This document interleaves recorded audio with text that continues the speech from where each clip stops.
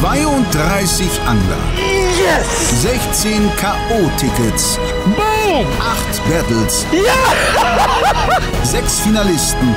Das gibt's doch nicht. 3 Zielfische und ein Pokal. Der YPC Bank 2024 wird präsentiert von der Anglerschmiede, dem Online-Weg zum Angelschein. Hearty Rice, feel the difference. Und Lure Drop, jeden Monat Weihnachten. Hallo liebe Uferangelfreunde und herzlich willkommen zur 6. Episode des YPC Bank 2024. Wir sind in Gruppe C, wo Newcomer Nico mit einem 78er und einem 1,16 Meter Urhecht bisher ein traumhaftes Debüt erlebt. Daneben haben auch die anderen beiden Neuen, nämlich Rick und Sebastian, mit jeweils 2 Wertungsfischen gut ins Turnier gefunden, während die alte Garde sich bis dato deutlich schwerer tut. Vor allem Patrick hat noch überhaupt kein Land gesehen und wird den Angeltag zu allem Überfluss auch noch 30 Minuten früher beenden müssen als die Konkurrenz. Könnte also sein, dass der letztjährige King of Comeback abermals mit einer schweren Hypothek in den 2. Wettkampftag geht. Noch ist es aber nicht ganz so weit. Schauen wir erstmal, was der Nachmittag bringt.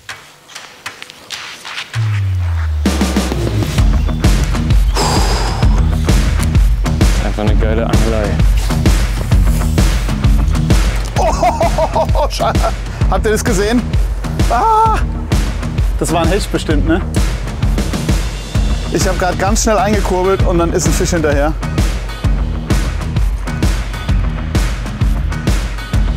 Oh, der hat mich verfehlt. Hecht hat gerade den Oberflächenköder verfehlt. Ich hoffe, dass er jetzt nochmal drauf reagiert. Ah! Ist nicht hängen geblieben.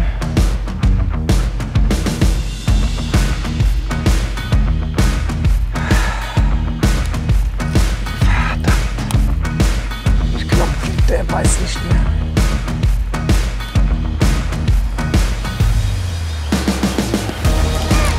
Ja, er hängt.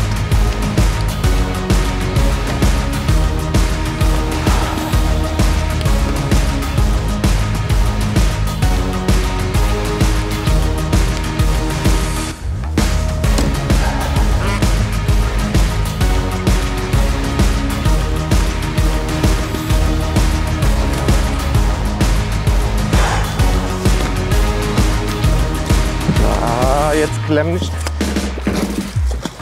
Kein großer, aber. Oh, Gott sei Dank, ja, Mann! Ja! So. Erst messen wir ihn. So. 63. So. Freunde. Kleiner Hecht, große Wirkung. So. Ja. Die halbe Stunde, die mir fehlen wird, tut mir zwar jetzt auch immer noch weh, aber es ist, wie es ist. Aber ich habe meinen Fisch. Ein 63er Hecht auf Topwater. Ja, ich habe mal wieder meinen Topwater-Fisch. Gefangen habe ich ihn auf ein Striking, KVD Splash, ein Popper. Ich bin generell Popper-Fan und der KVD Splash von Striking ist halt einer, der sehr viel Wasser wegspritzt durch große Maulöffnung. Ich nehme mal jetzt gerade zum Vergleich den Salmo Rattling Pop. Das ist der 2. Popper von uns. Da sieht man auch sofort kleinere Maulöffnung. Wenn man trübes Wasser hat und Kraut und muss die Fische hochlocken, ist die große Maulöffnung von Vorteil. Wenn man sehr klares Wasser hat und dezenten Auftritt haben will, holt man lieber mit der kleinen Maulöffnung, weil der dezenter ist. Hier kriegt man lauteres Ploppen hin, hier ein leichteres. Aber mein Tipp, fischt die Popper über die Rolle, dass ihr nur ankurbelt, nicht über die Rute. Und es nur so fischt, dass das Wasser nach vorne gespritzt wird. Also nur diesen Splash gibt. Weil Dieses Ploppen funktioniert zwar einwandfrei auf Bass, aber bei uns, Barsche, Hecht und so, die reagieren manchmal sehr empfindlich darauf und das hat fast schon Scheuchwirkung. Gibt Situationen, da ist das Ploppen gewünscht und erfolgreich. Setzt es ein, wenn die Fische nicht reagieren, aber versucht immer erst nur durch Splash, durchs Wasser nach vorne spritzen zu fischen, weil in der Regel ist es effektiver. Alles klar. Also zunächst splashen, dann ploppen. Patrick macht direkt zu Beginn etwas Bodengut. Veit will nachziehen. Ich möchte jetzt eine Aufholjagd starten. Im Auto habe ich jetzt ein bisschen Zeit gehabt, um mich quasi wieder irgendwie so ein bisschen auf ein normales Level zu bringen. Ich war ja doch sehr enttäuscht, nachdem das Zanderangeln so schlecht gelaufen ist. Aber jetzt sind die Zielfische andere, nämlich Hecht und auch Barsch. Kleiner Fluss, den ich hier beangle, gefällt mir richtig gut. Das sind solche Gewässer, wie ich sie aus meiner alten Heimat auch kenne. Wem die Weiße Elster was sagt, die Mulde zum Beispiel, die Luppe oder eben auch Teile der Saale. Das ist genau sowas hier. Und in diesen Gewässern angle ich unglaublich gerne mit dem Kamakura Wobbler von Seika Pro. Ein Crankbait, nur 6 cm lang, aber hat eine richtig aggressive Aktion, läuft ungefähr 1 Meter tief und das ist im Sommer ein richtiger super Köder. Denn gerade wenn man schon viele Brutfische im Wasser hat, dann passt er mit seiner Größe zu diesen Brutfischen natürlich sehr gut, aber durch seine extrem lebhafte Aktion fällt er einfach auf. Und das ist ein Köder, den ich in den eben besagten Gewässern auch immer sehr gerne einsetze.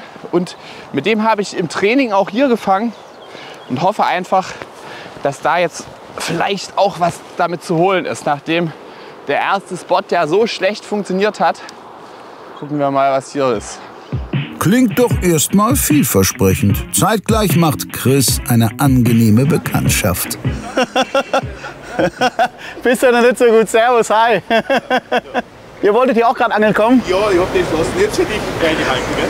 Vielen lieben Dank, sehr cool. Ich danke dir. Ja. Aber wir kochen alle mit Wasser, also. Ja, sehr cool. Ich weiß nicht, ob man das gerade auf der Kamera mitbekommen hat. Aber hier ist gerade einer vorbeigekommen, auch ein Angler, der gesehen hat, dass wir hier filmen, hat mir viel Glück gewünscht und hat beide Spots, die ich jetzt beangeln will, von sich aus quasi freigegeben, sodass wir da angeln können. Richtig, richtig cool von ihm. Hoffentlich hat sich das gelohnt und es kommt gleich ein Fisch. An der Stelle, wenn du es siehst, vielen lieben Dank. Ja, wir sind jetzt am nächsten Spot angekommen. Ist sicherlich kein unbekannter Spot aus dem letzten YPC, wie ihr gleich sehen werdet. Hier soll es jetzt auf Barsch gehen, also mit Glück mal gucken, ob einer hängen bleibt. Jetzt ist hier heute allerdings ein bisschen mehr Trubel. Ich habe auch gerade schon mal geguckt, es sind auch andere Angler da. Die sind aber ganz cool drauf und haben auch den Spot, den ich jetzt an sich erstmal fischen will, tatsächlich noch nicht beangelt. Also das stimmt mich hoffnungsvoll, dass ich hier einen Fisch kriege. Ich habe jetzt hier 3 Routen raus. Und ein bisschen verschiedene Köder dabei, auch teilweise sehr leichte Routen, weil ich da doch ein bisschen finessig rangehen möchte an die ganze Sachen. Also ein bisschen anders, als man das vielleicht gewohnt ist. Und ich hoffe, dass ich da zumindest meinen Einpflichtbarsch jetzt abgehakt bekomme. Wind, Wind. Ist natürlich bei so leichten Ködern dann immer ein bisschen schwierig. Wird oftmals vom Wind schnell abgetrieben. Ich lasse ihn hier auch an loser Schnur erstmal absinken, weil der eben so leicht ist, dass der erstmal runter kann, der Trudel da hin und her. Und wenn er dann unten ist, gebe ich dem wie gesagt nur so ganz leichte Zupfer, gebe auch immer wieder lose Schnur, dass der hin und her gleiten kann und ganz unberechenbar läuft. Und so ist das an sich eine ganz geile Methode, auch für Barsch. Oder Zanderhecht, prinzipiell kann da alles drauf gehen. Ich hoffe jetzt hier natürlich auf einen Barsch oder Zander, um erstmal die Pflichttore abzuhaken.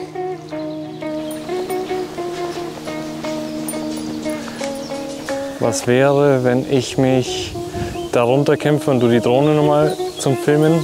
Geht das? Dann würde ich hier nochmal versuchen, die Großen zu befischen. Und dann kannst du einfach die Drohne starten und mich dann unten quasi filmen mit der Drohne, dass du mich siehst und den Biss vielleicht drauf kriegst.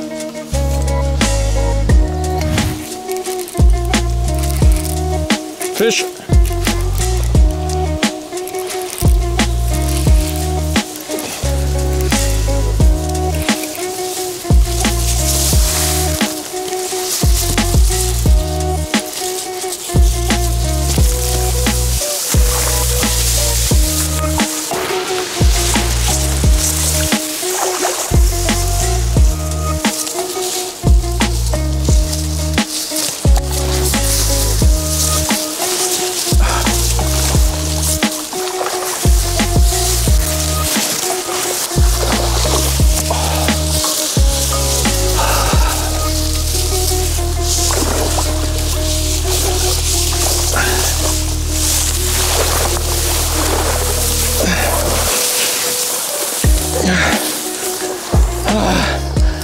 Der Meterhecht ist einfach hinterher.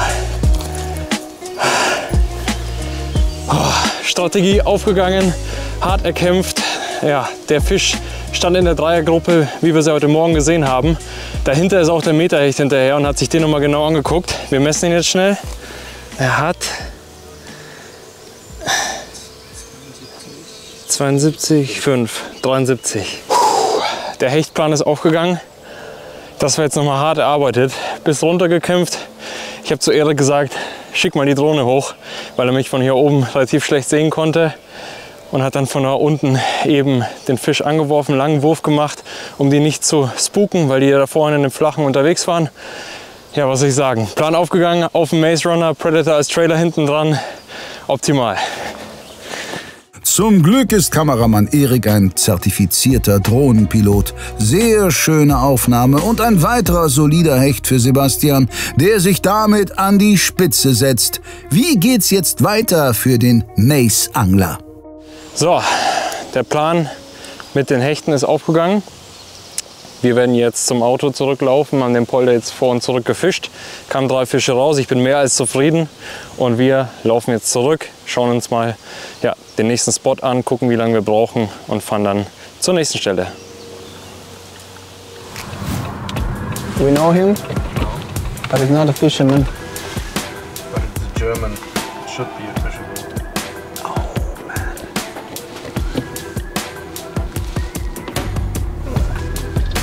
Bad.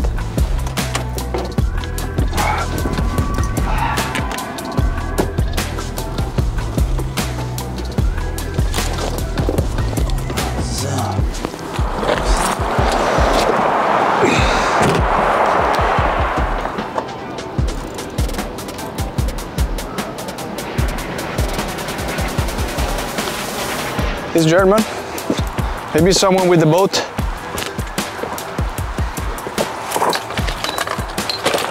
So, wir sind jetzt an der nächsten Stelle angekommen. Das ist jetzt ein klassischer Zander-Spot. Man kann mit Glück auch einen Barsch fangen, aber ich habe es jetzt primär auf Zander abgesehen. Die Tide ist jetzt noch circa 30 bis 40 Minuten okay, dass man sagt, die Zander sind ein bisschen aktiver zu diesem Zeitpunkt. Danach geht es dann auf Hecht, aber ich würde gerne wenigstens jetzt die zweite Fischart abhaken heute und deswegen kurze Session auf Zander. Drückt mir die Daumen. There's a corner in a shallow area. There's already a German car. I hope he's not someone that is against me. It's a well-known spot, but I will start with a glide bait, floating glide bait 178, which I had some lead stick to make it suspending as much as I can. I'm using also these new Fioretto Trofeo rods. We make it in 2-piece rods, especially we make it for pike fishing. This is the 2 ounces, then we have the 4 and the 6. Really good rods. But this place is already fishing, I think, this morning. Ein Barsch hier hinterher, ich habe ihn gesehen. Nicht gehangen, scheiße. Ja.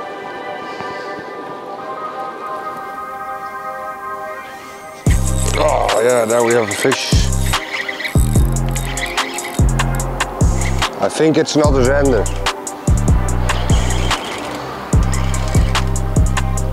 Yep, and it's a good one. So we take him.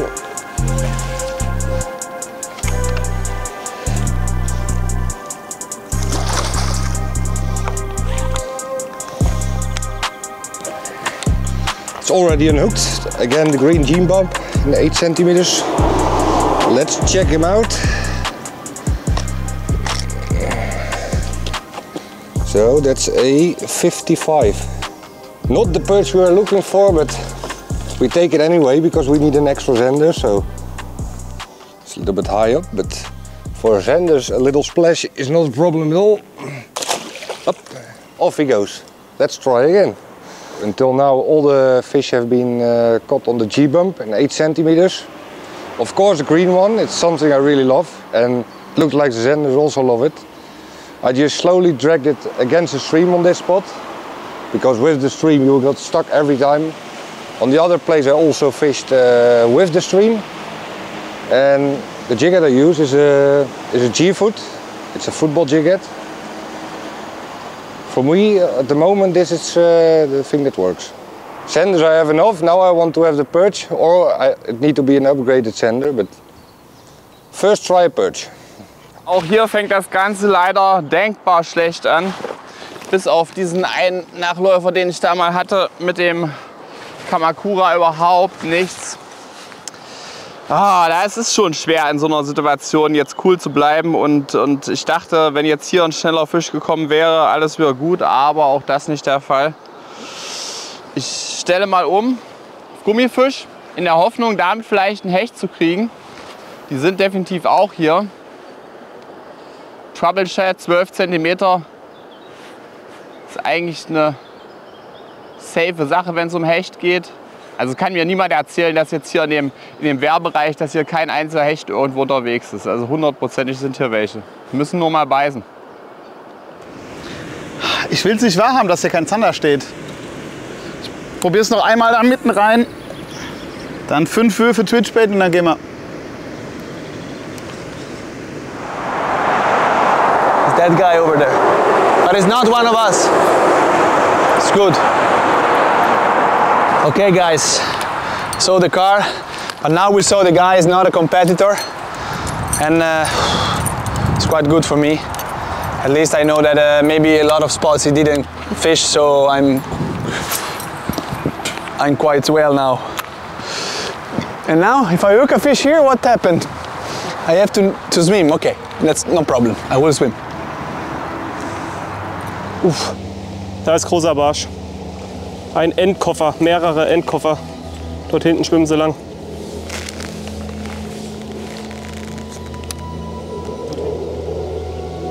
Also da waren jetzt tatsächlich 3 Barsche, die da drunter vorkamen unter diesem Hausboot.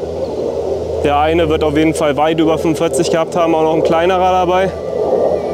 Die haben sich den Wurm auch mal angeguckt, aber sind erstmal nach vorne weitergeschwommen.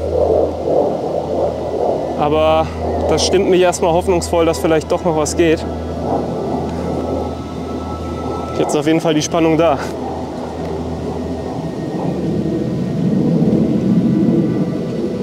Ich würde ja sagen, noch feiner kann ich nicht angeln. Ja, ihr seht das Rig. Die Rute auch nur eine 7 Gramm Rute, ganz dünne Schnur, ganz dünnes Vorfach. Total unauffällig alles. Wenn die Kollegen darauf keine Lust haben, dann weiß ich natürlich auch nicht. Na komm, ein Wurf. Aber das sieht selbst mir schon zu flach aus.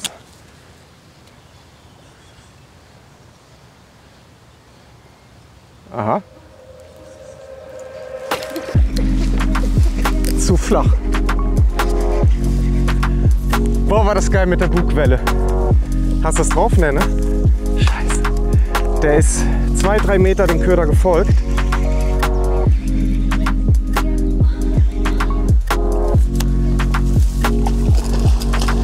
Wow. Der hat Bock. Der liefert die Show, die wir haben wollen. Ja! Oh, tut das gut. Wow, das tut so fucking gut. Der ist besser. Der ist schon besser. Ich denke mal 72, 73. Ah, nicht mal. 70. So, zurück mit dem Kerl. Er wird nicht gleich auch unruhig. Da ist er. Klitzerkleiner Kraben mit klarem Wasser und der Hecht kam direkt angeschossen. Unter dem Kraut stehen sie. An der Seite seht ihr das Schilf übers Wasser hängen, so wie hier vorne. Und da aus der Seite links kam der raus, hat den Köder verfolgt und ist drauf, der Gute. So wie man es liebt. Ich liebe Topwater-Angeln. Eigentlich wollte ich nur von hier aus einmal hochwerfen, gucken, ob es Reaktionen gibt. Jetzt gab es sie direkt. Ich werde noch das Stückchen da hochgehen, in der Hoffnung, dass da noch einer steht. Weil das war jetzt einfach zu, ja, sorry, geil. Ja, also der Kameramann hat mir gerade mitgeteilt, dass die anderen in der Gruppe definitiv auch nicht schlafen. Patrick hat wohl 2 solide Hechte auf Topwater gefangen, das ist natürlich mega geil. und bringt Ihnen ja dann schon mal 20 Sonderpunkte. Also well done, sehr gut gemacht. Ich versuche mich jetzt hier noch ein bisschen an den Barschen, aber ich denke mal, dann werde ich auch gleich den Spotwechsel vornehmen und erstmal zusehen, was die Zander sagen. Die ersten 2 Zander-Spots haben nichts gebracht. Das waren aber auch die, die letztes Jahr nichts gebracht haben. Obwohl sie im Training wieder gelaufen sind. Im Tournament wollen die Spots nicht für mich. Wir fahren jetzt weiter an den anderen Spot. Hoffentlich kriegen wir da einen Zander. Wir brauchen auf jeden Fall noch die zweite Art mit Stacheln. Der Zetti, der steht noch dran. Ja, und wenn wir den haben, dann geht es heute den ganzen Tag noch auf Barsch. Da freue ich mich drauf. Aber jetzt muss erstmal der Zetti her. Wir fischen jetzt hier den nächsten Spot an der Brücke mit einem klassischen Gummifisch gejiggt und gucken mal, ob wir hier einen Zander kriegen. Ich fange jetzt mal hier an mit einem Venom 1005, bekannte Farbe, die gut funktionieren sollte. Ab ans Wasser.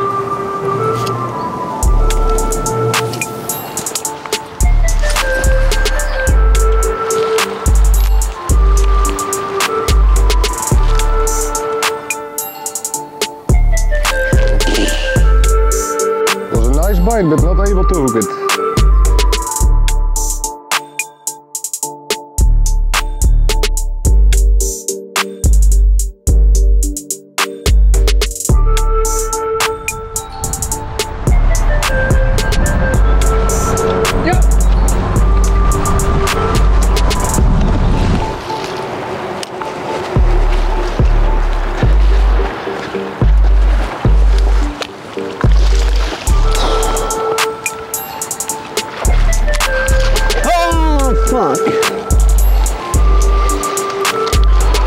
Was an 80 pike.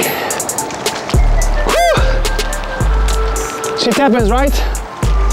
The thing is, during normal fishing, if you lost a pike of 80, 85, it's like, okay, fuck off. But now, bad. But maybe the pike are biting more than the sender. C'est la vie, c'est la pêche. Wie man in Italien zu sagen pflegt. Paolo lässt Frust gar nicht erst aufkommen und macht sofort weiter. Patrick ist seinen Polder währenddessen ein Stückchen weiter hochgelaufen und hat offenbar schon wieder etwas im Visier. Ja, da kommt einer hinterher. Ja, nein! Da war ein kleiner Hecht. Also sind die hier überall. Ich habe jetzt nicht nochmal an den geworfen, weil ich einfach hoffe, dass ich hier hochgehe, falls ich keinen Hecht kriege, dass er sich in der Zwischenzeit schon beruhigt hat. Kann ja alles passieren. Und dass er dann nochmal beißt. Weil der erste Hecht, den ich gefangen habe, der 63er, da hat er auch 3-mal attackiert und einmal hing er auch ganz kurz und hat trotzdem den Köder nochmal genommen.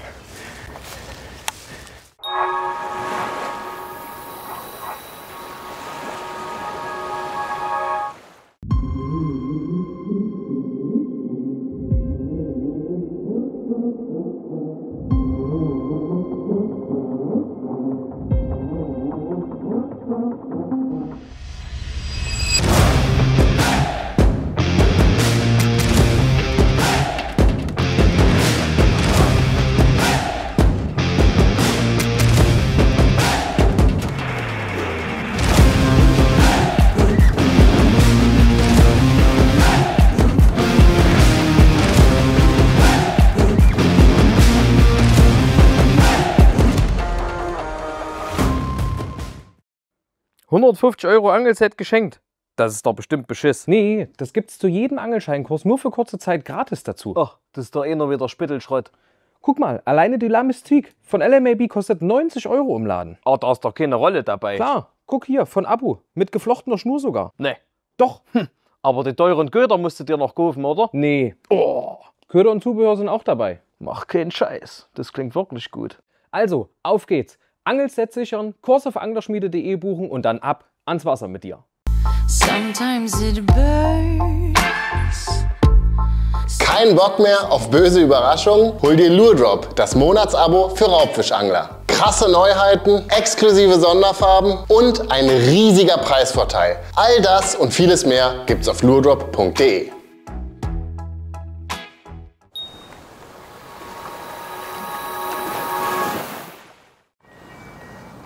Leider nichts bekommen. Jetzt geht es am nächsten Spot auf Hecht. Hecht ist heute für mich extrem wichtig, weil in der anderen Zone habe ich den Hecht nicht trainiert. Deswegen ist es mir sehr, sehr wichtig, dass ich heute diesen Fisch auf jeden Fall abhake. Deswegen geht es jetzt auf Pike. Sollte ich den später bekommen, sehen die Zander mich heute noch wieder, um quasi hinter allen 3 Fischarten dann einen Haken zu setzen. Aber erstmal, Step by Step, gehen wir erstmal Hecht angeln. Weil ich habe ja in der WhatsApp-Gruppe gesehen, die Hechte scheinen heute zu beißen. Schon mal ein gutes Zeichen. Es gibt nämlich Tage, da ist das gefühlt in ganz Holland ziemlich mau auf Hecht. Aber die ersten wurden ja gefangen und mit 1,16 m beißen heute auch die Großen. Und wenn die Großen beißen, habe ich natürlich immer meinen Big Fish Flachmann mit dabei. Und deswegen würde ich sagen, Kameramann, einsteigen.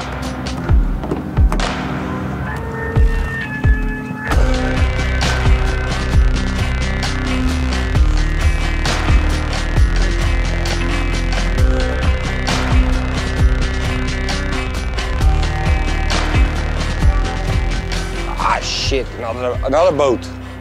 Let's move, there's no point of continuing perch fishing here. Leute, seht ihr dieses Gebäude, was so stark abfällt? Ich kenne das aus dem Jackie Chan Film. Da gibt es eine Szene, da rutscht er das ganze Stück runter. Aber ich komme nicht auf den Film. Vielleicht fällt es euch ein. Schreibt es mal in die Kommentare, bei welchem Film Jackie Chan da nochmal runtergerutscht ist. Das ist auf jeden Fall ein krasses Gebäude. Und natürlich unter den richtigen Antworten verlose ich 2 Tüten Chili Cheese King Louis 10 cm. Also Leute, haut's in die Tasten. In welchem Film ist Jackie Chan da runtergerutscht? Ich komme nicht drauf. Herzlichen Dank von unserem Kommentarbeauftragten für diesen spontanen Einfall. Zeitgleich spielen sich bei Patrick unglaubliche Szenen ab.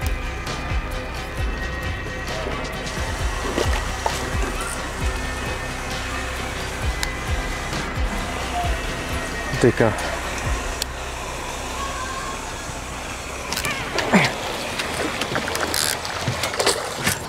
Nein.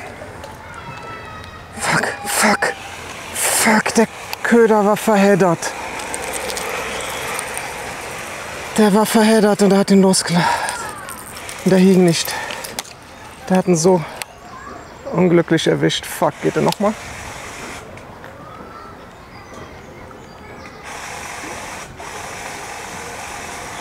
Nee.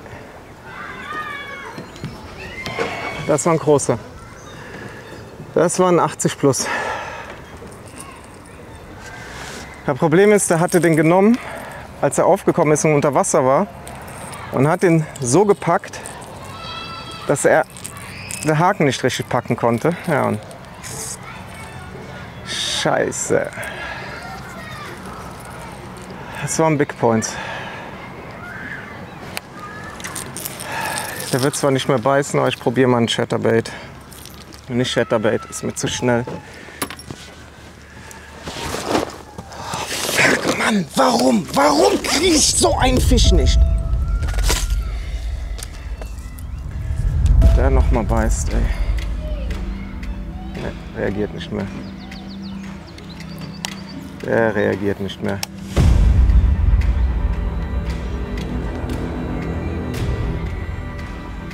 Oh doch. Scheiße, warum ist der Kescher so weit weg?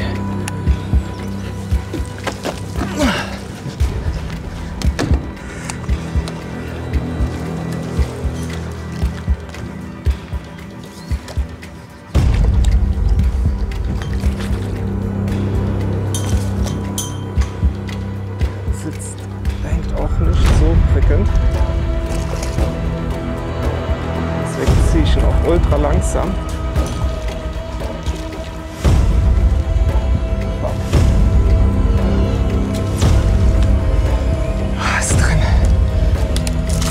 Ja! Ja! Ja!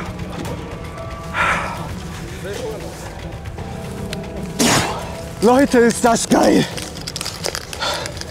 So. 90! Nee, warte.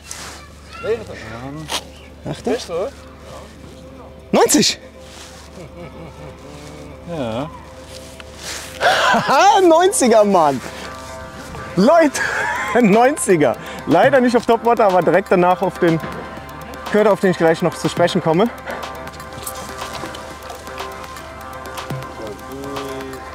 Komm her, Dicker. Bye, bye. Thanks, Bay. Ja! Oh. Big Points. Ah. Toller Fisch im Drittversuch und nach einem Vormittag zum Vergessen richtet sich Patrick plötzlich ganz oben ein. Ein bisschen mehr Misstrauen hätte diesem Hecht allerdings sicher nicht geschadet. Vielleicht lag's aber auch am Köder. Hier der Köder, der Fox Rage Slick Stick. Wie letztes Jahr mein Erfolgsköder in der Farbe Striped Shiner. Aber jetzt in 9 cm, eine Nummer größer, als Flachläufer und Silent. Ich habe ganz bewusst, ich habe beide Varianten in der Tacklebox, den Silent gewählt, weil ich wusste, wo der Fisch ist. Ich wusste, dass er den Köder sieht und ich wollte ihn nicht überreizen. Und da könnte der Klacksound schon zu viel gewesen sein, weil der Popper schon geklackt hat. Und dann wollte ich etwas Leises haben. Und das hat funktioniert. Ja, auf den dritten Topwater-Punkt verzichte ich jetzt, weil es ist auch an der Zeit, weiterzufahren. Es war cool hier an diesem kleinen Port, hat wahnsinnig Spaß gemacht. Ich hätte meine 30 Punkte für Topwater haben können. Hat nicht geklappt. Bin ich selber schuld. Ein Tipp an euch. Testet Knoten, testet Knoten. Macht nicht den Fehler wie ich in der Eile und testet den Knoten nicht, weil dann passiert sowas wie heute Morgen. Und das ist mega bitter für den Fisch. Gut, das nächste Gewässer, dazu sage ich, wenn wir angekommen sind. Ciao. So. Nee, ne? Junge. Funktioniert nicht. Dann kann ich auch nicht bezahlen. Gut. Umso besser. Das ist der einzige Nachteil normalerweise beim Streetfischen. Man muss eine ganze Menge Parkgebühren bezahlen. Aber die Kamera ist mein Zeuge. Das Ding ist kaputt. Und jetzt heißt es nur Strecke machen. Strecke machen und gucken immer, wo mal so eine Ecke ist, so eine Verengung. Das ein bisschen ausfischen. Aber ansonsten an geraden Stücken Strecke machen, vor allem an sonnigen Tagen wie heute, ist es wichtig, dass man dicht an den Seerosen fischt. Die Seerosen bieten ein bisschen Schatten. Und wenn die Sonne so stark ist, mögen das gerne mal die Hechte, dass sie sich da drunter stellen. Die haben leider keine Leachbrille wie ich.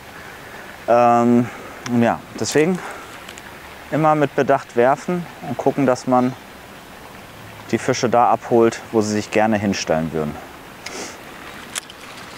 Ja, so langsam könnte ich mal ein nachlegen. Wir sind jetzt am vorletzten Spot angekommen. Das ist hier ein Kanal und da ist auch gleich so ein Schleusenbereich, den man auch befischen kann. Also da kommt auch ein bisschen Sauerstoff ins Wasser, was jetzt bei den Bedingungen doch nicht schlecht ist. Ihr seht, ich habe mich auch ein bisschen dünner gekleidet gerade, weil es jetzt doch schon echt warm ist. Und ich hoffe, dass da jetzt eben einer meiner beiden Pflichttore, nämlich Zander oder Barsch, oder im besten Fall natürlich beides, kleben bleibt. Zumindest im Training hat auch der Spot mal wieder sehr schnell Fische gebracht. Ob das jetzt klappt, sehen wir gleich.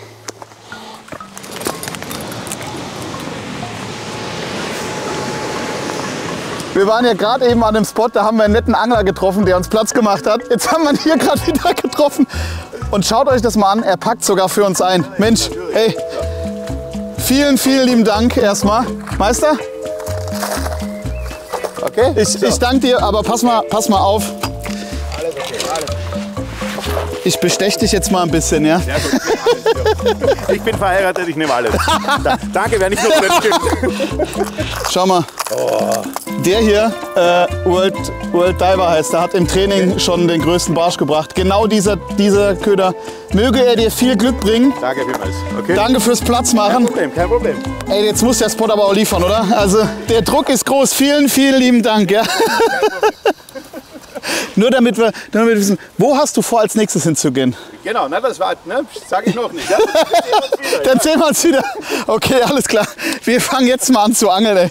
Wie verrückt ist das denn bitte? Holland ist so klein. Ja, Holland ist zu klein, das stimmt. Da will man einmal in Ruhe angeln und wird ständig von YPC-Profis belästigt. Den Bestechungsköder hat sich der selbstlose Kollege jedenfalls mehr als verdient. Im Vergleich hat Sebastian mit Nebenanglern weniger Glück. Ja, da war nichts los. Hier war auch ein Angler vor uns schon. Ich habe gesehen, einer ist mit dem Boot unterwegs, hat einen Zander gefangen, aber auch nur die Größe. Wir fahren am nächsten Spot. Da habe ich mir Vertrauen drin.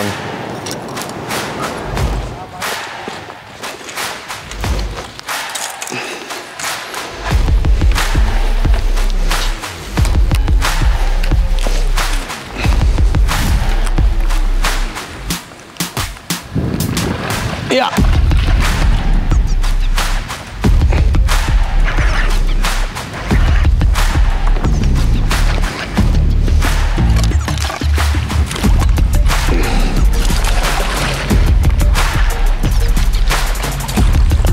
Oh, wow. Yes. Whew. We have it. It's not super big, but it's something. Whew. Sometimes you need some relief, right? You need it. When you need something, you desire it, and you have it. 78, right? All right. A little bit ruined pike, but this yellow color, typical of this, let's say Coca-Cola waters. 78, good pike. Pity for the one before was bigger than this, but still, we have something. Okay guys, let's release it, safe here, super nice. It will go fast and furious. Not a lot. Yes. I was using the Finder Jerk suspending action, 50 centimeters. This bait allows me to fish in the mid water and jerk it really erratic.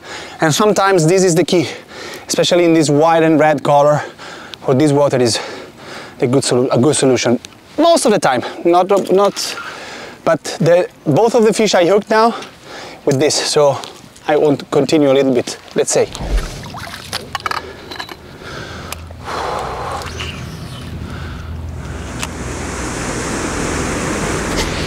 Da war Biss. Scheiße. Großer Barsch, naja, kommt gerade. Alter, nein. Da ist gerade so ein Barsch von ungefähr 40 hier hinterher geschwommen. Ich habe ihn gesehen. Oh nein. Kleiner Zander.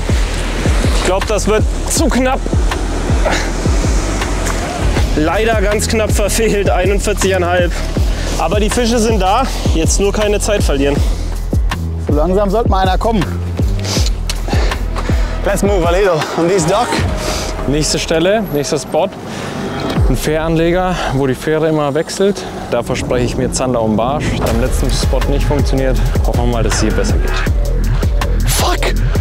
Jesus, what the fuck it was? Big pike or something? No, what was? Yes. It is 25, a giant 25 centimeter perch. It is a perch. I think I've never been that happy with a perch of that size.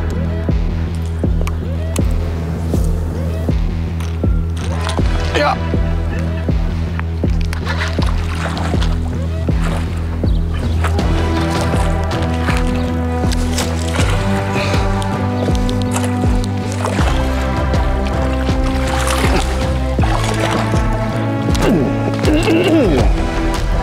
It is 68, right?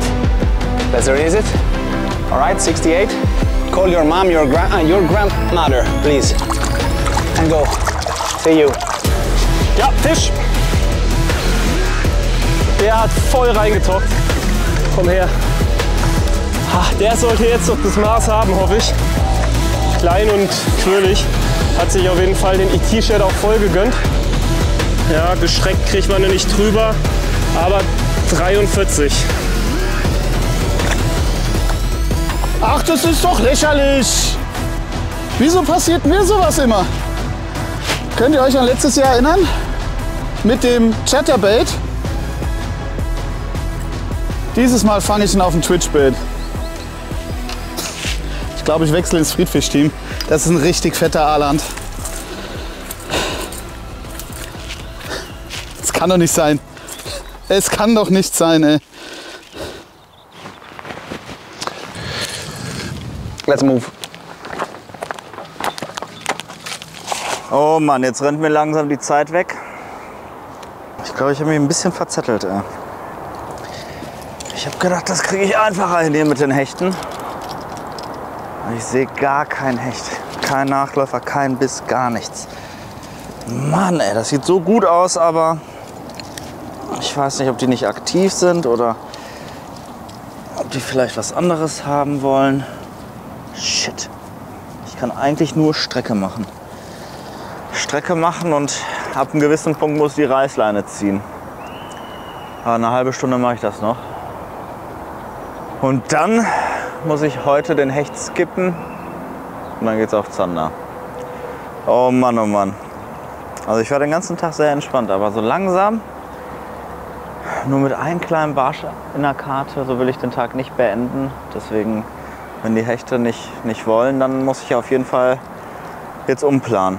Oder mich ins Auto setzen und lange fahren. Shit. Naja, schauen wir mal, was wird.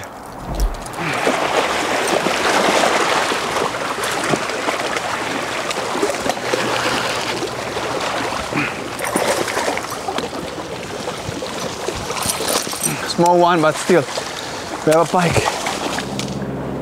64, right? Go! Paolo und Luis sind beide in Zone 2 gestartet. Während der Dortmunder die Hechte heute allerdings vergeblich sucht, springt Paolo mit gleich 3 Exemplaren in kurzer Zeit von Platz 5 auf Platz 1. Veit verzweifelt derweil in Zone 4. Eine weitere Stelle, die richtig hot aussieht. Hier auch wieder ein kleines Wehr. Und hier muss Fisch sein an diesen Plätzen. Aber sie scheinen heute einfach nicht zu beißen. Da fragt man sich wirklich, ich bin ja jemand, der Meinung ist, dass Angeln auch mal viel mit Psychologie zu tun hat. Und naja, wenn so viele Sachen schon nicht funktioniert haben heute, dann ist man natürlich mental jetzt so richtig down. Ich möchte einfach nur irgendeinen Raubfisch jetzt hier mal ans Band bekommen. Und hier sind Fische. Also da bin ich fest überzeugt, dass hier Hechte, Barsch, vielleicht sogar mal Zander steht. Aber bisher sieht es nicht danach aus, dass wir mal einen Biss bekommen.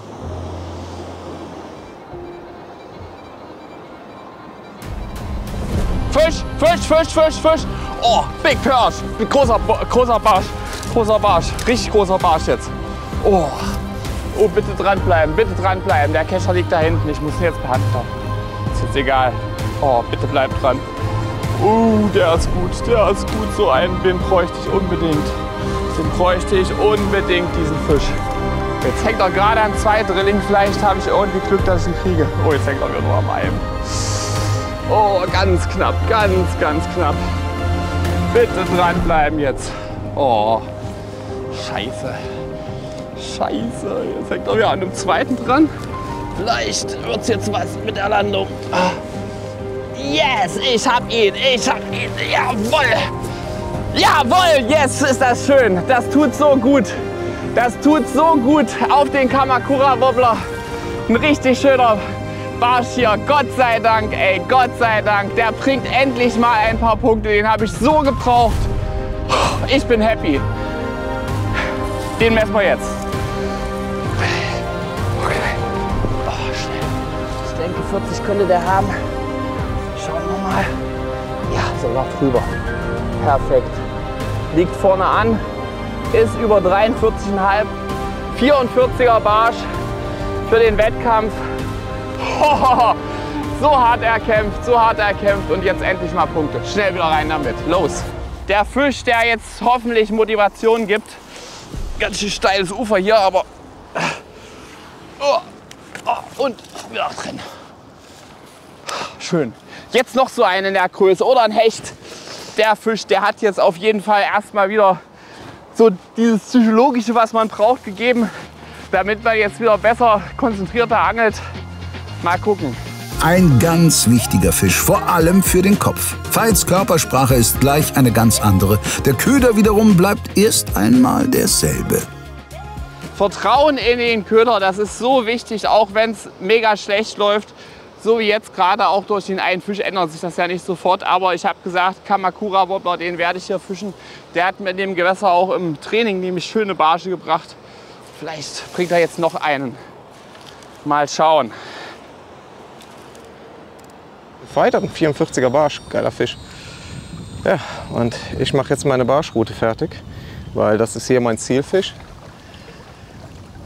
Ich habe diesen Spot vorgestern angefischt, war nicht allzu lange hier und hatte zig Barsche bis 41.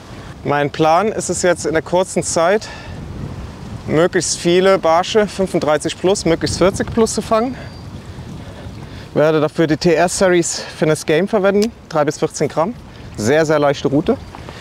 Werde nicht aufs Stahlvorfach verzichten, weil hier einfach immer mit gerechnet werden muss, dass auch mal ein Hecht einsteigt, selbst auf so einen Blödsinn wie Nedrick. Vor 2 Jahren, habt ihr den schon mal gesehen?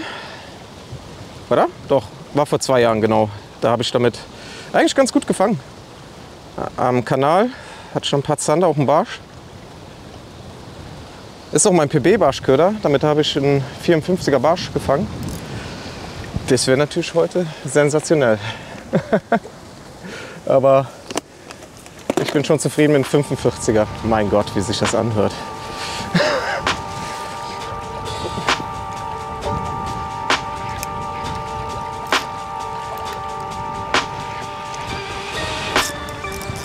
Fisch. Das ist ein Barsch. Ich tippe mal 30 plus. Wird er haben. Die Route ist sehr leicht, deswegen biegt sie sich auch höllisch durch.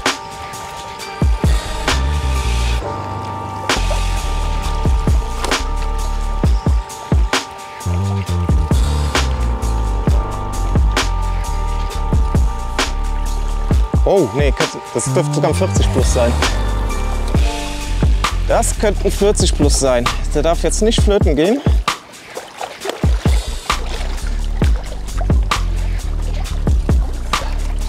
Yes! Genau deshalb bin ich hier hin.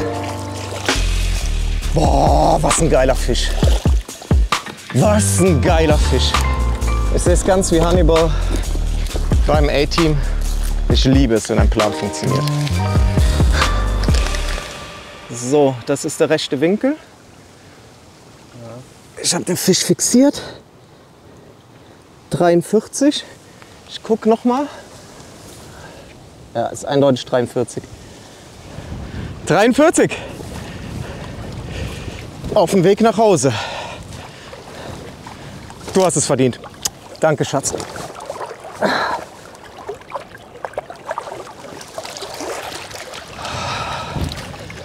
Starker Barsch in der Wertung. Wow! Auch wenn es mich... Ja, ich hatte zwar keinen Zander, aber die muss ich halt am zweiten Tag rocken. Und jetzt heißt es erstmal barscheln. Sein bescheidenes 45 cm Ziel hat Patrick zwar eindeutig verfehlt, die Konkurrenz wirkt trotzdem leicht beunruhigt. Jo, gerade mal die Gruppe am Checken. Kamen noch mal ein paar Fische rein. Richtig stark, also gerade Patrick legt heute auf alle Fälle gut was vor. Und der Barsch, den brauche ich jetzt auch noch. Deswegen verschwende ich jetzt gar keine Zeit weiter, sondern versuche noch an meinen beiden Barschstellen zumindest einen zu erwischen. Es war zwar für mich bisher noch kein Auftakt-Nachmaß, aber zumindest an der Maß. Und genau dort sind wir wieder. Wir versuchen jetzt noch mal ein paar Barsche zu fangen. Hatten hier auch im Training auf Twitchbait, Zander und auch auf Crankbait. Ich probiere jetzt aber, weil es hier relativ flach ist, noch mal ganz kurz mit dem Shockstick, also so einem Top-Water-Bait, Walk the Dog, noch mal einen Fisch abzugreifen. Der gibt nämlich extra Punkte. Und selbst wenn es ein Rapfen oder ein Aaland ist, ich meine, Punkte sind Punkte, die würden auf jeden Fall auch schmecken. Wichtig ist jetzt aber erstmal einen Fisch zu fangen. Riesen hin und her. Aber Ich bin noch mal in mich gegangen und ich habe mir gesagt, ich fahre jetzt an die Stelle, wo ich jetzt heute das beste Gefühl hatte. Und das war einfach jetzt die Stelle, wo ich viele Kontakte hatte, 2 Barsche drauf hatte, mehrere Fehlbisse, auch ein Zander-Fehlbiss. Hier kann ich theoretisch alles fangen. Aber ja, komm, ich will jetzt einfach noch ein paar Fische in die Karte reinbringen. Ich werde den Spot jetzt vernünftig ausfischen. Soll ich jetzt hoffentlich 1, 2 kleine Fische noch bekommen, dann geht's an den Big Fish Zander Spot. Aber vorher erstmal die Stelle noch mal vernünftig ausangeln. Wie ihr seht, der Wasserstand ist ein ganz anderer als heute Morgen. Mittlerweile könnte ich wahrscheinlich mit meinem normalen Kescher hier die Fische auch landen. Es wird auf jeden Fall nicht so ein Krampf wie zuvor. Jetzt stelle ich hier wieder meinen Kescher in Position. So. Oh, komm schon, man. Braucht noch ein paar Fische in der Wertung. Einfach fürs Gefühl. Ich kann den Tag nicht beenden mit einem 26er Barsch, glaube ich. Das wäre nicht vernünftig. Ich kann hier nicht schlafen heute. Ich weiß, hier gibt es 40er. Ich habe sie gesehen.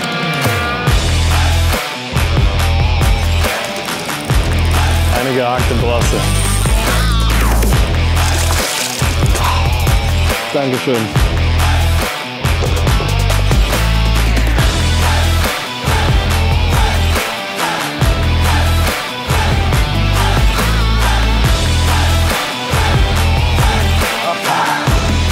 Vielleicht hat er doch die 20 cm.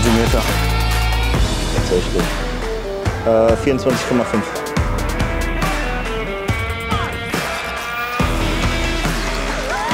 Dritter Wurf, zweiter Fisch. 30 plus. Steck mal 34. 33. So. 33. Ab zurück mit den 33er.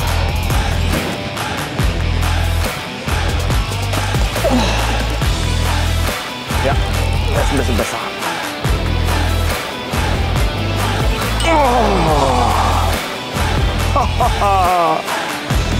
Der ist ein Tick besser.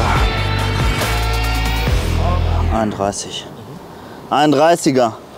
Ich hoffe nicht. Verpetz mich nicht, Digga. Oh, schaut mal, da kann ich euch was zeigen. Seht ihr diese kleinen Fitzel hier drin in der Schnur?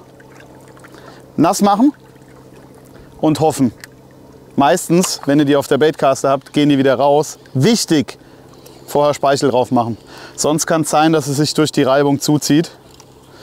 Aber so kriegt man das Ding los.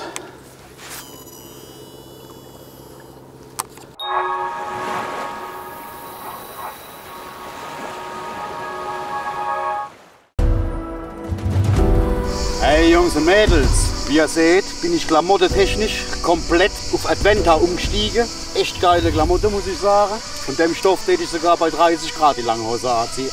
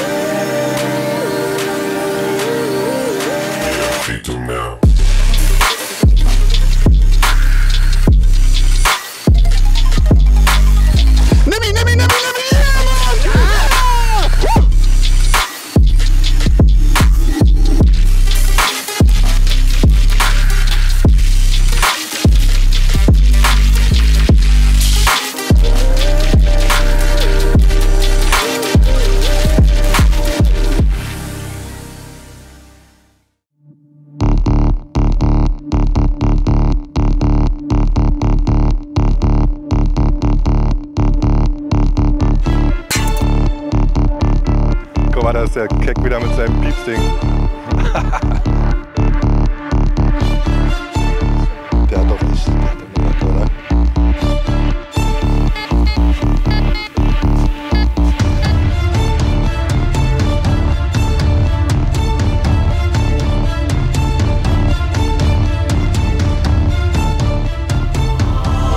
Alter, wow.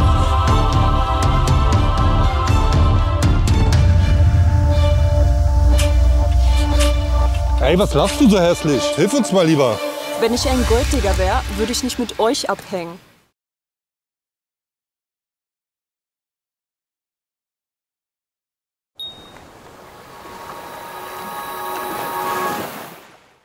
Die letzten 3 Spots haben leider nicht geliefert, aber jetzt versuche ich nochmal einen Barschspot.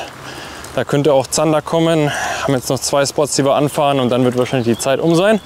Der Plan bisher hat ja funktioniert. Der ursprüngliche Plan war 2 Hechte zu fangen, sodass wir am zweiten Tag Zander und Barsch fangen können. Wenn jetzt natürlich noch ein Zander kommt oder ein Barsch kommt, wäre das mega. Insofern nochmal Gas geben und dann hoffen wir, dass wir noch was erwischen.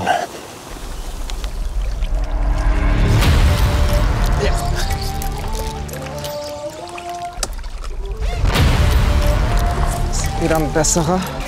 Kein Riese. Oh, doch, ein guter.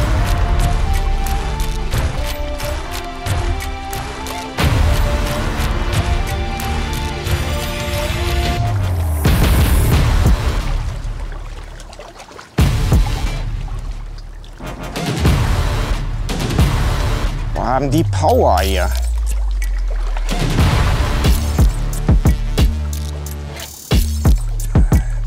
Richtig Schmackes, der Kerl.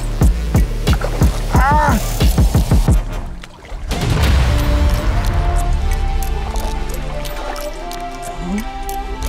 Noch einmal und jetzt ist er im Kescher. Das ist er, der nächste.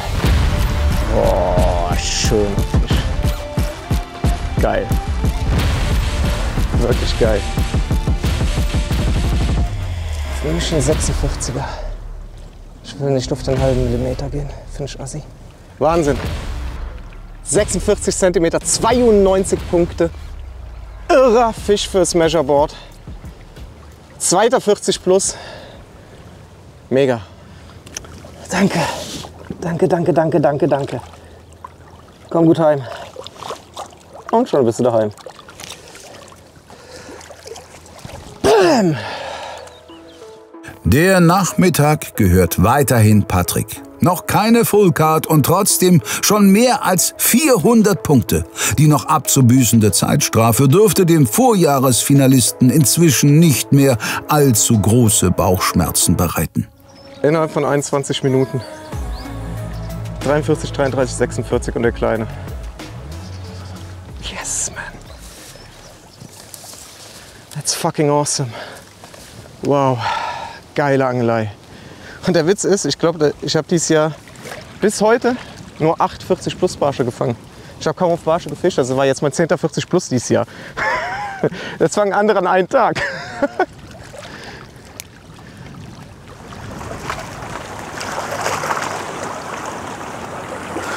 Patrick is on fire.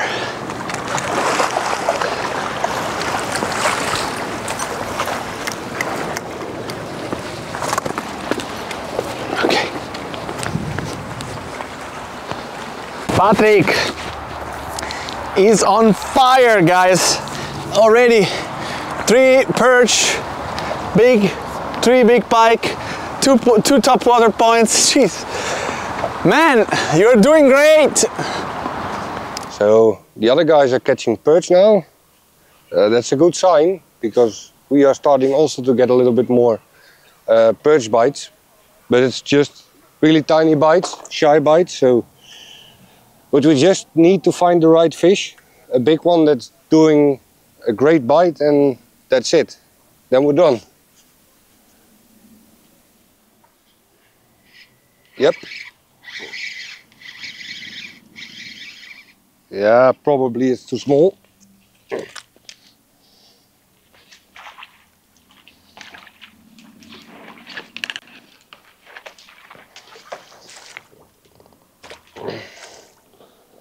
What do we say? It's 42. It's time for doing some upgrades. The pike will do tomorrow. The plan was today to get 1 perch and 4 zanders. A little bit bigger than this one, but I'm still happy with it. It makes a full card, except for the pike, but that's not in the plan for today. So let's release this one and check for another one. There you go. Up. That way. I was just thinking about to change something because I didn't get any bites, but suddenly he was there. It wasn't even a hard bite, so that's good. But I do a couple of more casts with the G-Bump at 8 centimeters. And then we'll do something else, I think. Ja, da haben wir einen.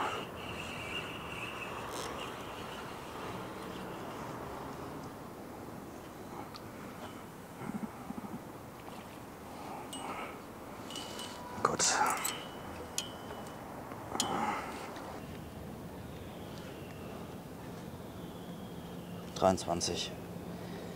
So, Freunde, mit Blick auf die Uhr, mir bleibt eine Stunde. Das bedeutet für mich jetzt all or nothing. Ich werde jetzt an eine Stelle gehen, wo wir gestern 2 70er hatten, 2 70er Zander. Einer sogar mit 77, das wäre ein richtig krasser Turnierfisch. Ich habe nur ein bisschen Bammel vor dem nächsten Spot. Ihr werdet den Spot gleich sehen und schnell merken, wenn man den Spot alleine befischt, ist es wirklich nicht einfach, die Fische auch zu landen. Aber no risk, no fun, all or nothing. Beim YPC komme ich nicht weit mit den kleinen Fischen und ich brauche heute definitiv noch eine zweite Fischart. Das ist wichtig. Am zweiten Tag kann ich große Barsche fangen und mich eventuell um eine zweite Fischart kümmern, wie zum Beispiel Hecht oder Zander. Aber am zweiten Tag mich um alles kümmern zu müssen, das wäre ein bisschen sportlich. Deswegen lass uns mal gucken, dass wir heute hier noch einen Zander mitnehmen aus Rotterdam, damit ich wieder im Rennen bin.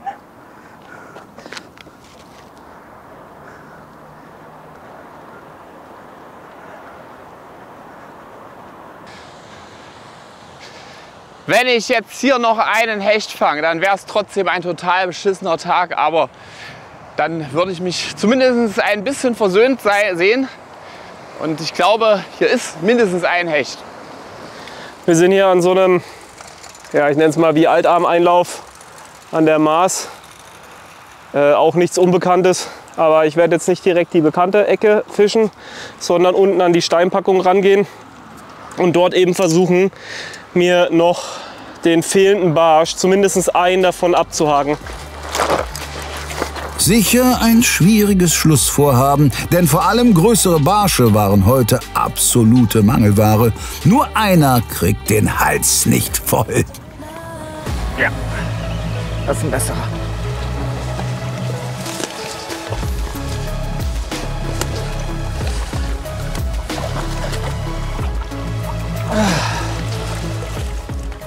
Jo, Upgrade.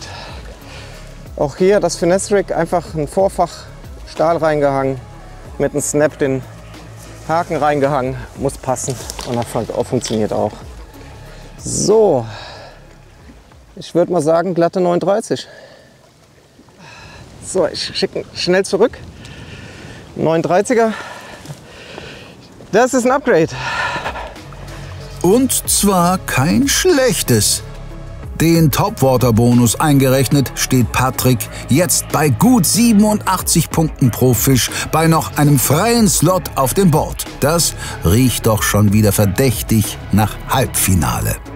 Bei Veit ist die Luft dagegen noch ziemlich rein. Seine letzte Angelstelle des Tages stimmt aber hoffnungsvoll.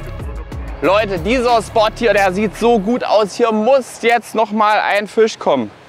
Also hier muss was sein. Das ist eine Einmündung und direkt unterhalb vom Wehr. Also sorry, wenn hier nichts ist, dann weiß ich auch nicht. Er muss jetzt nur beißen. Mal schauen, ob irgendwas kommt. Ich werde jetzt erstmal hier wieder mit dem Kamakura Crank anfangen. Der läuft ja sehr flach und wenn damit nichts sein sollte, dann kommt ein Gummifisch zum Einsatz. Fisch. Erzähl nicht, ne? Kurz kam Freude auf, als der Barsch dran war, aber der ist leider unten eingehakt, zählt also somit nicht. Die wollen wir gerne auch ein bisschen größer, aber leider hat sich der einfach nur eingehangen. guck mal, ob wir vielleicht noch einen kriegen. Was lange währt, wird endlich gut. Ich habe mir jetzt wirklich einen Wolf abgetwitcht. Aber da haben wir den wir haben wollen. Könnte ein knapper 40er sein auf den Enber. Oh, jetzt bin ich erleichtert. Hoffentlich kommt noch einer, aber der war echt wichtig für die Motivation und die Moral. Den vermessen wir gleich und dann geht's weiter. Lass machen das Ding. Und dann legen wir den hier mal an. Oh. Siehst du das? 39,5. 40 hat er.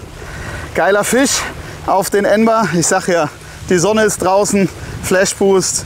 Das Ding hat geliefert. Sehr geil. Der darf gleich wieder zurück. Und hoffentlich kommt noch einer. Wäre geil. Bye, bye. Yes, Mann. Ich habe ja hier eine Methanium DC, also Digital Control System, eine Baitcaster, die über so einen Computerchip quasi berechnet, wie stark die Unterstützung sein muss.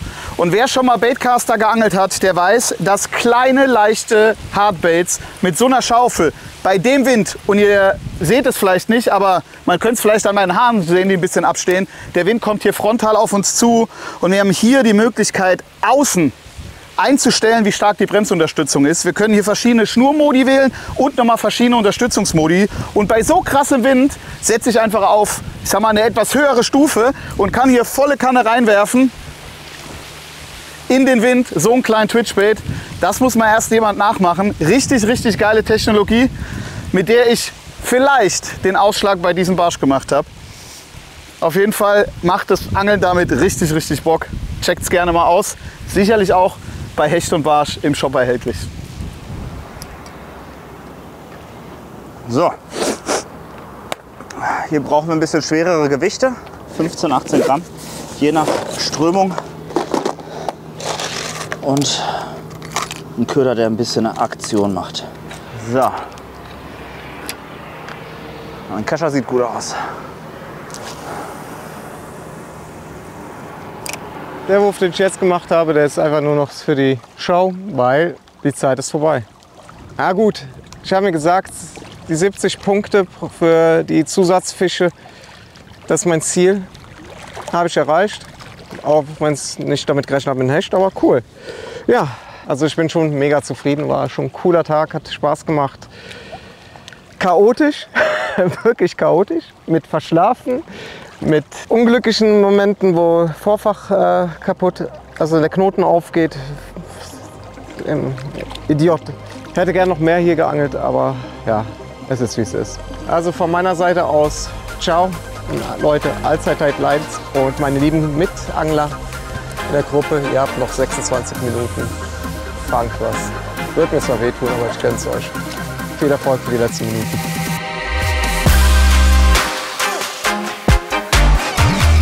Muss doch ein Hecht stehen und beißen. So noch 5 Minuten ungefähr.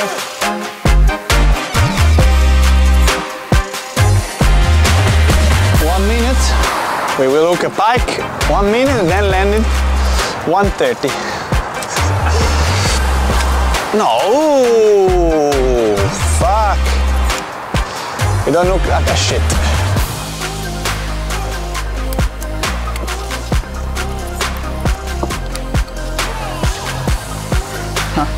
Den wir gar nicht brauchen heute.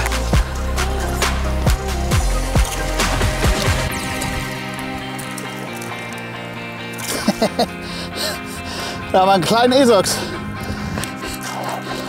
Das Ding nass machen. Schnauze ist dran.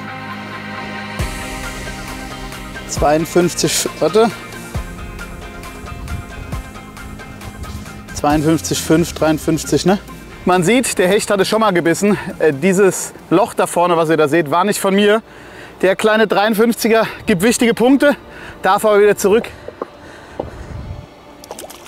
Kein Riese, aber trotzdem ein versöhnlicher Abschluss für Chris und zugleich auch für den ersten Angeltag der Gruppe C. Denn das war's. Wir gehen in die Feedback-Runde. Puh, ganz schön tougher Tag, sage ich euch. Es ist leider das eingetreten, was ich heute nicht haben wollte. War mein wirklich schlechtester Tag, den ich im YPC bisher je erlebt habe. Ich glaube überhaupt so in einem Turnier der schlechteste Tag, den ich bis jetzt hatte. Mit dem Barsch hat es leider nicht mehr geklappt. Aber ich denke, am Vormittag konnte ich definitiv schon ein paar gute Fische landen. 2 von 3 Fischarten habe ich abgehakt. Ich denke mal, um die Hechte brauche ich mir keine Sorgen mehr machen. At least we just need a pike on the next day, so I think we have a pretty good card. Just need to upgrade some fish and the pike, of course. So that's the next mission, pike fishing in the polders. Mission für heute in meinen Augen erfüllt. Der Plan war 2 vernünftige Hechte zu fangen. Einen haben wir jetzt mit um die 80, einen um die 70. Das ist in Ordnung. Auch wenn ich den einen guten Barsch hier gefangen habe, ich schäme mich, sage ich ganz offen so, für diese indiskutable Leistung. Das war ganz, ganz, ganz schlecht. Ich werde mir heute Abend, glaube ich, viele Fragen stellen müssen, was ich falsch gemacht habe. Ich hatte eigentlich einen guten Plan, habe ich gedacht ursprünglich, dass ich Spots befische, die alle nah beieinander sind, dass ich mich den ganzen Tag heute hier in der Stadt aufhalte. This was not my best area, so I will try to do the best on Wednesday. Die einzige Hoffnung, die ich habe, ist, dass ich ja noch einen zweiten Angeltag habe. Man hat ja schon oft gesehen in der Vergangenheit, dass am zweiten Tag auch ein Plan Armageddon funktionieren kann. Der steht noch nicht hundertprozentig, aber ich werde meine Hausaufgaben machen und in der nächsten Folge zeige ich euch mal ein paar schöne Fische. Das ist versprochen. Der nächste Tag zählt. Zander, Barsch, das wird wichtig. Also muss ich zusehen, dass ich am zweiten Tag definitiv noch den Pflichtbarsch fange und 2 weitere Fische für die Fullcard. Drückt mir die Daumen und viel Spaß beim zweiten Tag. Ich brauche noch einen Zander und den Rest werden wir wahrscheinlich mit Hechten oder Ähnliches voll machen. Drückt mir die Daumen. Ich hoffe, ich habe euch heute ein bisschen was zeigen können und ihr hattet viel Spaß bei der Folge. Macht's gut, bis zur nächsten. In Zone 4 geht es dann für uns weiter. Wir sehen uns in der nächsten Folge. Dickes Dankeschön fürs Zuschauen. Beim nächsten Mal wird es hoffentlich besser. Dickes Petri, macht's gut. So, und ich mache jetzt Feierabend. Danke. Luis hatte sich mehr erhofft. Chris, Veit und er werden das Tempo an Tag 2 ordentlich anziehen müssen. Paolo, Sebastian und vor allem Rick und Nico haben allesamt eine deutlich bessere Ausgangslage und Spitzenreiter Patrick muss seinen herausragenden Nachmittag in den entscheidenden 8 Stunden im Grunde nur noch mit einem Zander veredeln. Bevor es soweit ist, geht es nächste Woche erst einmal mit Gruppe D weiter. Dort trifft der Champ von 2022 und amtierende Vizemeister Toon van Ham auf Ilex Aushängeschild Mark Paczowski, Street-Fishing-Koryphäe Kevin Imhoff und Bullseye-Boss Markus von Oy, der seine starke Performance aus dem letzten Jahr bestätigen möchte. Entertainment-Potenzial sollte mit Markus Eule und John Chowns ebenfalls gegeben sein und mit Alexander Wils und Relax-CEO Daniel Kowalczyk dürfen wir uns auch noch auf 2 vielversprechende Neulinge freuen.